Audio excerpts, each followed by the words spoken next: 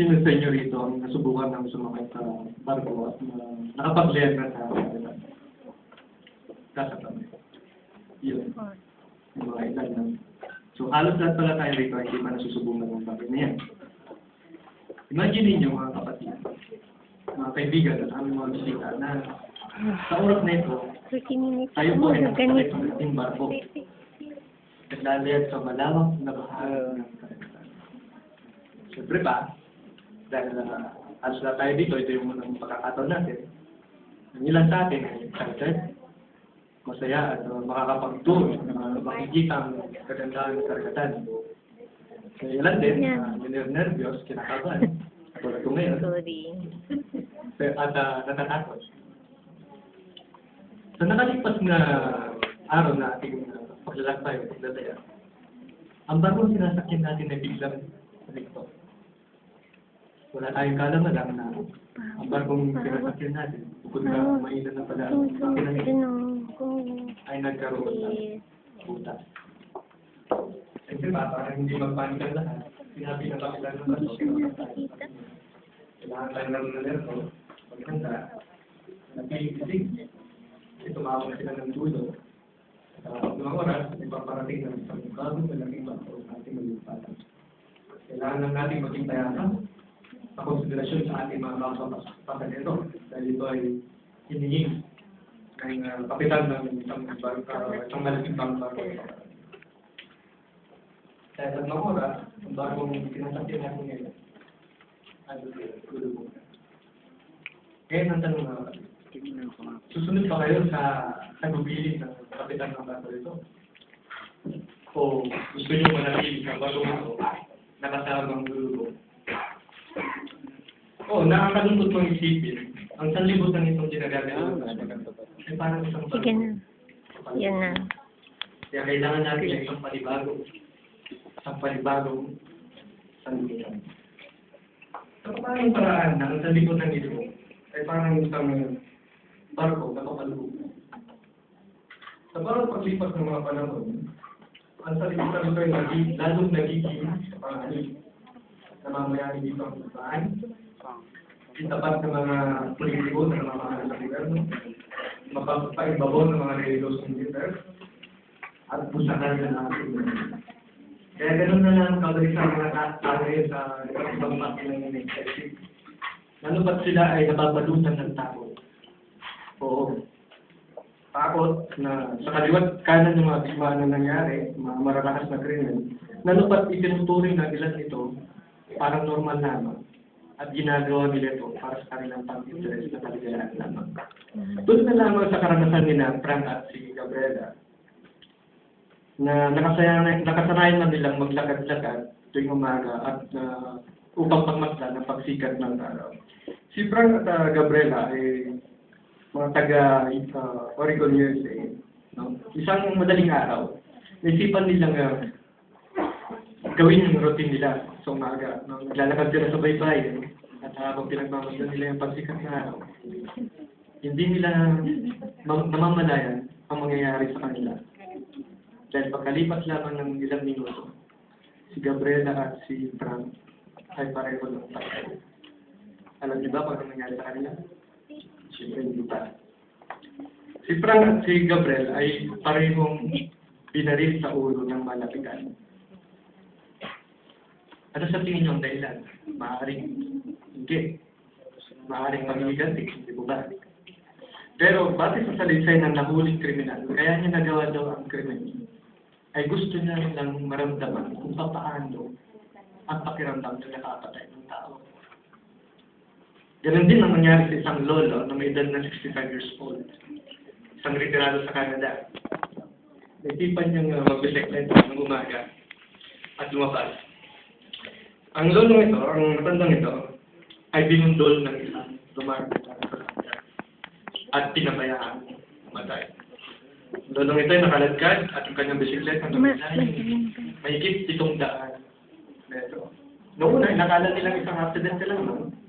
Pero base sa pinapayawating na investigasyon, ang nakabundol kay Lolo, isang retiradong 65 years old sa Canada, ay ang nagmamaneho ng isang nakaw na sasakyan na lumabas lamang para magpakasaya.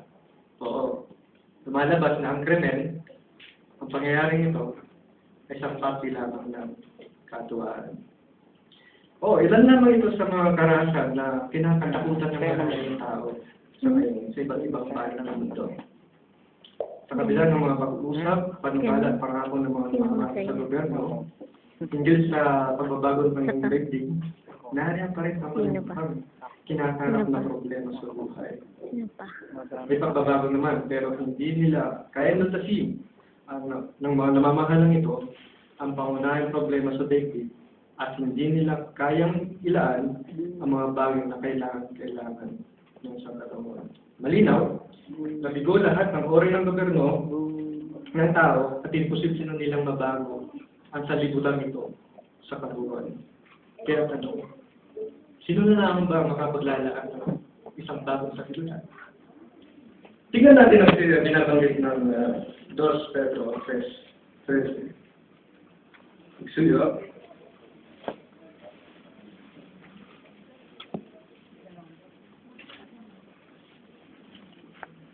2 Pedro 3:13.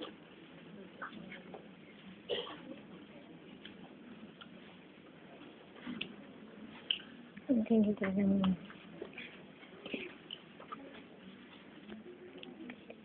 Kung nariyan yun, ganito din ang bagay. Ngunit may bagong langit at isang bagong lupa na ating hinihintay ayon sa kanyang pangako. At sa mga ito ay tatahan ng katwiran. Dito pinahako ng Diyos ng Jehovah ang isang bagong sanlibutan, isang bagong langit. Hindi ito tumutukoy sa mga kusikan. Kailan na ba? 30 minutes. 30. Bagong gobyerno, Kaya, mga sila. tulong mo ako. Katuluan na natin sa Diyos ng Jehovah.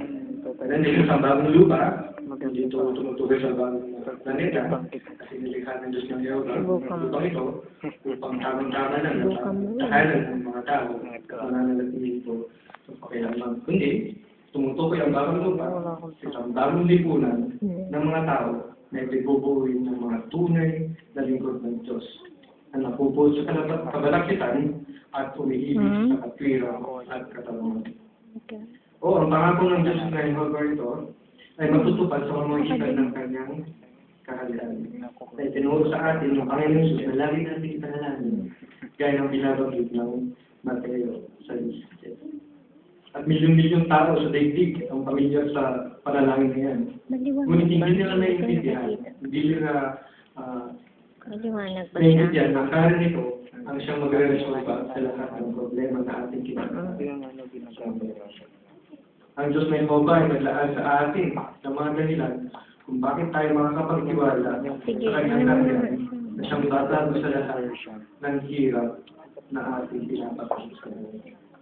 Una, dahil ang pinili niya mamahala dito ay ang kanyang puto na Panginoong Jesus. Ilaw lang. Na kung saan, siya lamang ang may kapangyarihan na mamahala at may kakayahan Ayun, sige please. magbigay ng magandang pamamahala. At isa pa, ang Panginoong Jesus ay hindi namamatay. Hindi tulad ng mga namamahala sa ngayon, hindi sakdal na tao. Kahit sino pang mga mahuhusay sa kanila na namamahala sa gobyerno ito, hindi nila matatapatan ang pamamahala ng Panginoong Jesus. At namumugantami rin ang Panginoong Jesus na mamahala sa karya ng Diyos sapagkat batay sa tinutukoy ng Biblia sa unang Timoteo 6:16, sabi doon, siya ang isa na tanging nagtataglay ng immortalidad na tumatahan sa limang kalapitan ng liwanag. Ano yung sabihin ito? Ibig sabihin, manalangin sa kanya, ang lahat ng kabutihan gagawin niya. At tiyak, nagagawa siya ng takila at mabubuti. Para sa'yo. Isa pa, namuhay si Panginoon Espiritu sa lupa. Tingnan mo sa dictionary mo. Bilang. Kaya kabisado niya kung anong pamamahala ay ibibigay niya sa mga tao. Kaya mahalaga na magtiwala tayo sa kanyang pamamahala at ganoon din sa Diyos na Jehovah at sumunod sa kanyang pagpunta. Ngayon ang tanong, nagsimula na ba siya mamahala? Pansinin ang sinasabi doon sa utos sa atin, Mateo 6, na lagi natin dalangin. Balikan natin ng text mo doon. Mateo 6.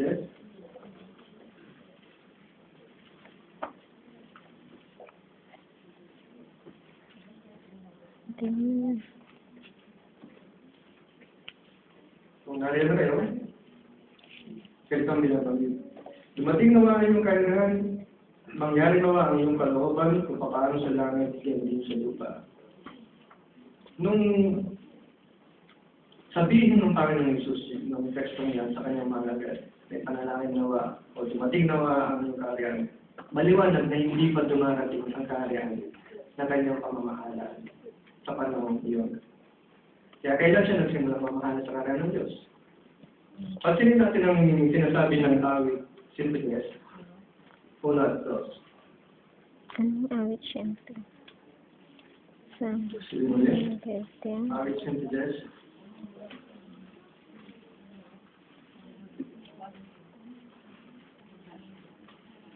Una at dos.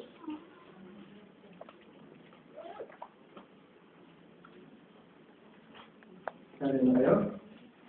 Ganito ang sinasabi. Ang sinabi ni Jehovah sa aking Panginoon ay, umupo ka sa aking kanan, hanggang silagay ko ang iyong mga kaaway bilang tuntunan ng iyong mga paa. Ang tungkol ng iyong lakas ay susubong yung proba mula sa Sion, na nagsasabi, manupit ka sa gitna ng iyong mga kaaway. Dito nabanggit na iniluklok na ng Diyos na Jehovah, Panginoong Isus bilang siya nitong hari, sa kanyang makalangit na kaharian. At inutusan siya mamahala dito sa gitna ng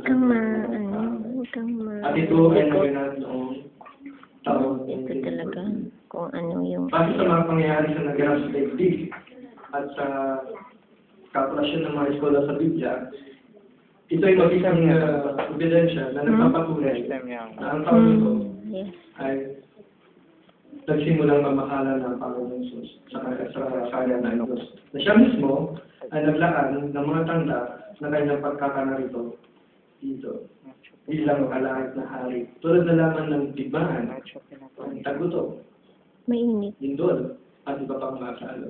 Unahin natin ang mga pangyayari sa daigdig, may kinalaman sa digmaan. Pansinin natin ang nakalipas na dalawang digmaan pandaigdig. Sa digmaan pandaigdig mo nito lang, tinataya ang 14 na milyon ang nasawi at napatay ng mga sibilyan at mga kawan.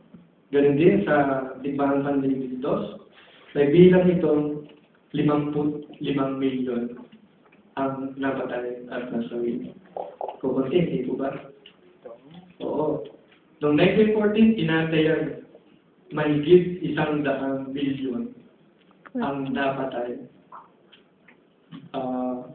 Both kawal at mga sibilyan sa nakalipas ng dalawang digmaan pandaigdig na yun. Ganun din sa tagutong na binanggit ng Panginoong Isus na kanyang tanda ng kanyang pagkakanarito, nagkaroon din ng katapusan sa pagkain. Nung katatapos lamang o pagkatapos ng dalawang digmaan pandaigdig na ito, dahil dinanas ng halos kapat o 1/4 na bahagi ng daigdig ang kagutuman at bilyon-bilyon mga bata ang namatay dahil sa malnutrition. Diyan din, ang lindol din ang nagpapaiwating ng isang malaking ebidensya na ang taong 1914 ang isang tanda na nagsimula ng mamahala ang Panginoong Isus. Dahil maraming buhay din ang nasawi dahil sa salat nito. Mula ng 1914, pataran o magmula ng 1914, ilang minuto na. Alam mo nga, hindi ko nagpatuloy Ako din eh. ang bilang ng mga namamatay. Ah. Kaya na lamang ng isang payagan, sabi ng isang payagan sa New York, Kalahati. Yorkshire, post ng October 19, 1989, ay nagsabi na noong 1920, isang linggo sa lalawigan ng Jiangsu, China, ang kumitil ng 30 minutes lang to. at 80,000 katao. Kasi ninyo, Hmm. isang linggo lamang yun. Kumitil siya ng 100 at 80,000 katao.